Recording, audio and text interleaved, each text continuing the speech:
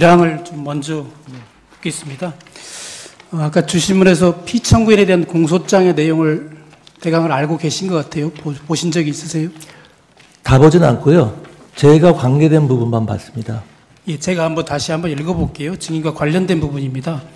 피청구인이 대통령 집무실로 다시 들어온 증인에게 자정무렵에 경향신문, 한겨레신문, MBC, JTBC 여론조사 꽃을 봉쇄하고 소방청을 통해 단전단수를 하라라는 내용이 기재된 문건을 보여줬다.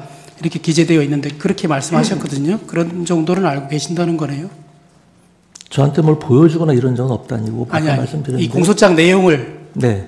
이 정도는 알고 계시는 거죠? 네, 그렇습니다. 또 이런 내용도 있습니다. 증인이 경찰청장에게 전화해서 조치 사항을 확인한 다음 잠시만 이의드리겠습니다.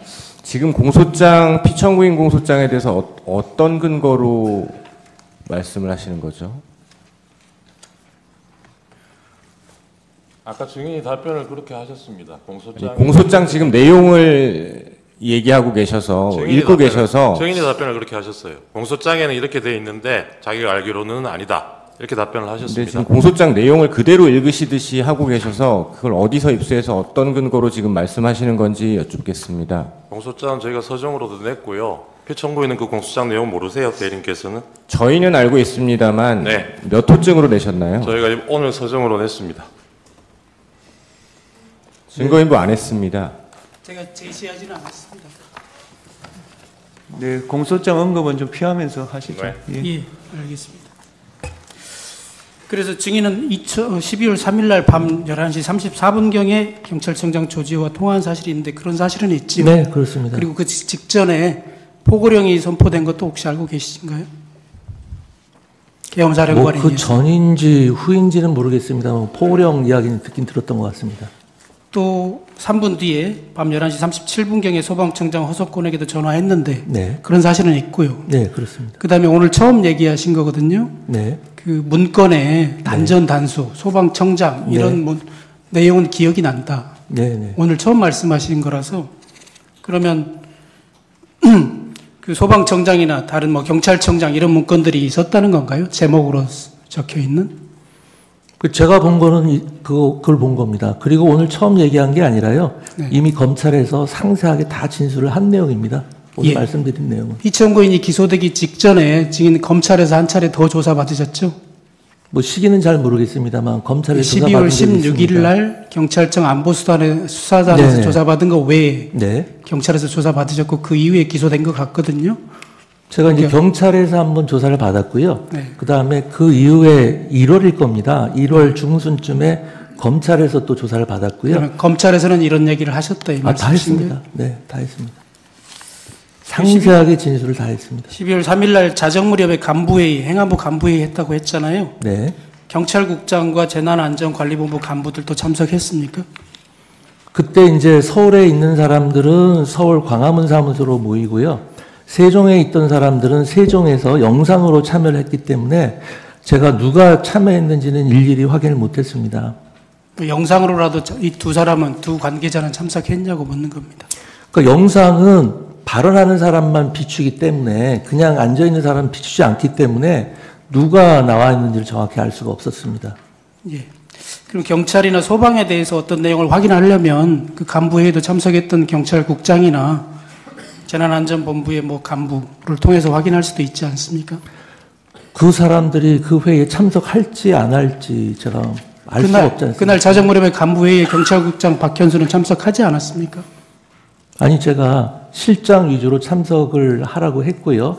이제 그 경찰국장이나 비상대비 정책국장 같은 경우는 제 직속 국장이기 때문에 그 사람들은 참석 대상이긴 한데 그 사람들이 갑자기 통보를 바꿔서 참석할지 안 할지 제가 알 수가 없죠. 그리고 제가 그 전화를 한 것은 그 회의 전이지 않습니까? 그 회의 전에 지금 안전이 가장 중요하기 때문에 지금 무슨 사건, 사고가 있는지 어떤 시위나 폭력 사태는 발생한 게 없는지 그런 걸 확인한 겁니다. 예, 알겠습니다. 그러면 증인 소방청장에게 지금 아까 말씀드린 그런 장소에 대해서 단전 단수하라고 지시한 적은 없다는 말씀이세요? 그렇습니다. 그 문건을 본 기억이 나서 광화문 청사로 돌아가는 길에 염려가 됐다 이렇게 말씀하셨거든요. 계속 신경이 쓰였죠. 신경은 쓰였지만 어떤 조치도 하지는 않았어요. 제가 뭐 그걸 보고 조치해 그 문건이 어떤 문건인지도 모르겠고 어떤 맥락에서 작성된 건지도 모르고 대체 그게 뭘 하자는 건지도 몰랐습니다. 그러면 소방청장과 통화할 때 그 문건에 적혀 있는 내용에 대한 우려라든가 이런 걸 전달한 바가 전혀 없다는 말씀이신가요? 소방청장한테는 그렇게 얘기를 안 했는데요. 소방청장과 무슨 얘기를 했는지는 제가 검찰에서 상세히 진술을 했습니다. 다만 문제는 뭐냐면은 제가 국회에서나 이 자리에서 자세히 소방청장과의 대화 내용을 밝히기는 어려운데요. 왜 그러냐면은 현재 지금 이게 수사 중에 있고 이 소방청장과의 대화 내용 부분은 이 사건 탄핵 심판 사유하고 관련이 없다고 저는 판단하고 있습니다. 그리고 무엇보다도 이렇게 공개된 장소에서 제가 구체적인 사실을 진술을 하게 되면 소방청장에게 가이드라인을 준다. 혹은 소방청장의 향후 진술에 영향을 주려고 한다라는 오해를 받을 수가 있기 때문에 더 이상 자세한 내용에 대해서는 제가 답변드리기가 좀 곤란하다는 점을 좀 양해해 주시기 바랍니다. 지금 그렇게 말씀하시지만 이미 허석권 소방청장은 1월 13일에 국회 행안위에서 출석해서 증인으로부터 단전 지시를 받았다는 취지로 증언까지 한 바 있거든요. 그 내용 보도를 통해서 보시지 않으셨어요? 제가 일부를 봤는데요. 제가 기억하고 있기로는 뭐 지시하는 뉘앙스였다. 뭐 이렇게 표현을 애매하게 하시더라고요. 그래서 어쨌든 제가 지금 소방청장과 누구 말이 옳으냐 그르냐 이런 것을 지금 말씀드릴 계제는 아니라고 생각합니다. 예. 1항부터 신문하겠습니다. 지금 15년 동안 판사로 재직했었죠. 그렇습니다. 법관은 헌법과 법률 및 양심에 따라 독립하여 심판한다. 헌법 규정에 있지요. 그렇습니다. 지금 아까 2024년 12월 7일 탄핵 소추안이 발의되자 행안부 장관직에서 사임했다고 하셨는데 정작 소추안은 읽어보지 않으셨어요? 아까 그렇게 말씀하시던데요. 네, 뭐 읽어볼 필요조차 없다고 생각했습니다. 정부 조직법에 따르면 행안부 장관은 국무회의의 서무, 선거의 지원, 안전과 재난에 관한 정책의 수립 등의 사무를 관장하지요. 네, 뭐 재난을 빼고 나머지 두 개는 굉장히 마이너한 업무고요. 주요한 업무는 정부 조직과 인원, 디지털 정부, 지방자치 업무, 지방자치 재정 그런 업무들이 주요한 업무고요. 그 밖에 뭐 상훈이라든지 문서관리 업무라든지 각종 의전이라든지 각종 국경일 행사라든지 정말 중요한 업무를 많이 수행하고 있습니다. 예. 행안부 소속 외청으로 경찰청과 소방청이 있죠. 네. 행안부 안에도 경찰국과 재난안전관리본부가 설치되어 있죠. 그렇습니다. 국무회의 서무 업무 네, 또 행안부 업무인데 네. 행안부 의정관실의 의정 담당관이 국무회의 간사를 맡아서 사회를 보죠. 의사록 작성하고 하는 업무를 하지요. 그렇습니다. 그 업무도 당연히 장관인 증인의 책임이겠고요. 당연하죠. 행정안전부에서 이루어지는 모든 일에서는 장관이 법적, 도의적, 정치적 책임을 다 집니다.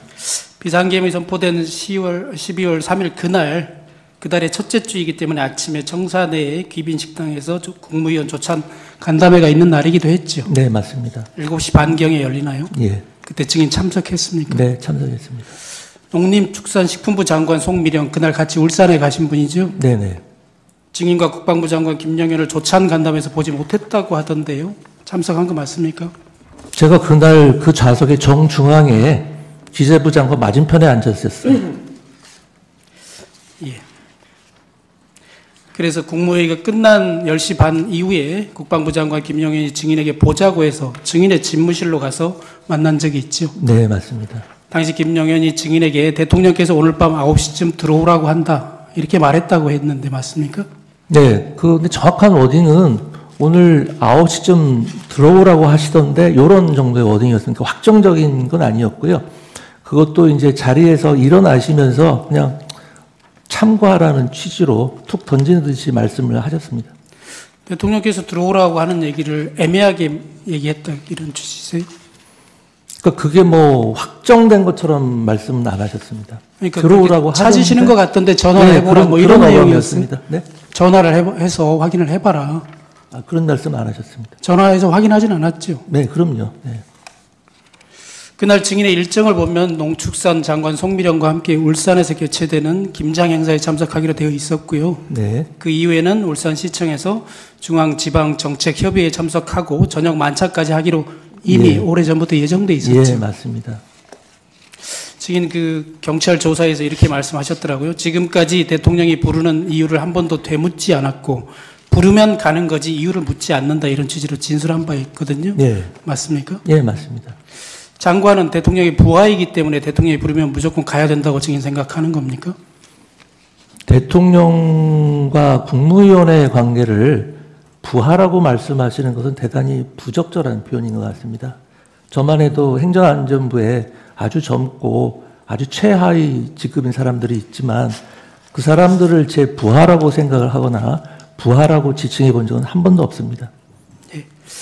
다음입니다. 사적인 약속도 아니고 공적인 업무와 행사, 아까 김장 행사, 그 다음에 울산시청에서 행사, 그리고 저녁 만찬까지도 다 공적인 행사이잖아요. 그렇습니다.